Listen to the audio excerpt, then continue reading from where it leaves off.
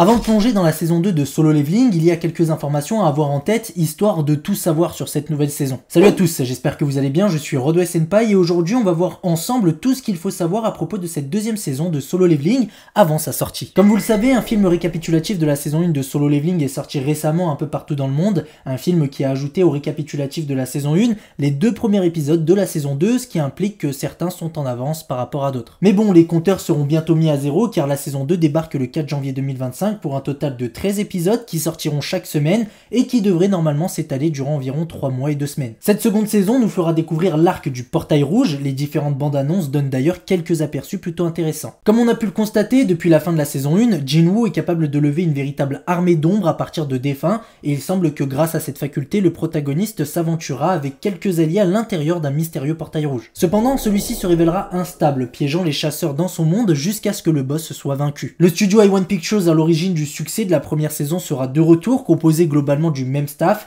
notamment concernant le réalisateur, le character designer, ainsi que le compositeur de la bande-son Hiroyuki Sawano, qui avait bossé donc sur presque tous les OST d'SNK et qui a pondu l'OST d'Arcaria lors de la première saison de Solo Leveling. Il y a maintenant quelques jours, la Jump Festa a eu lieu et les fans de Solo Leveling ont pu profiter d'une nouvelle bande-annonce pour la deuxième saison de l'animé, intitulée Arise from the Shadow. Une bande-annonce qui nous en dévoilera un peu plus sur les futures aventures de Jinwoo, ainsi que ses nouvelles rencontres, notamment avec quelques-uns des meilleurs combattants qu'on puisse connaître à ce jour. Cette toute nouvelle bande-annonce nous fera aussi savoir qui s'occupera de la bande-son de l'ending de cette saison 2, nous dévoilant un petit extrait. C'est donc TK from Link Tozai Tiger qui interprétera le nouvel ending avec son titre Unapex, vous l'avez récemment entendu car c'est aussi lui qui s'est occupé de l'opening 1 de la saison 7 de My Hero Academia, c'est bien évidemment pas ses seules apparitions dans des bandes-son d'animé, il s'est par exemple occupé des 2 premiers openings de Tokyo Ghoul et j'en passe. Pour ce qui est de l'opening, j'en ai déjà parlé dans une précédente vidéo, mais je rappelle qu'on a aussi eu un trailer pour justement nous dévoiler qui seront les artistes qui s'en occuperont. Oui, j'ai dit les artistes parce qu'on aura le droit à un duo pour cet opening,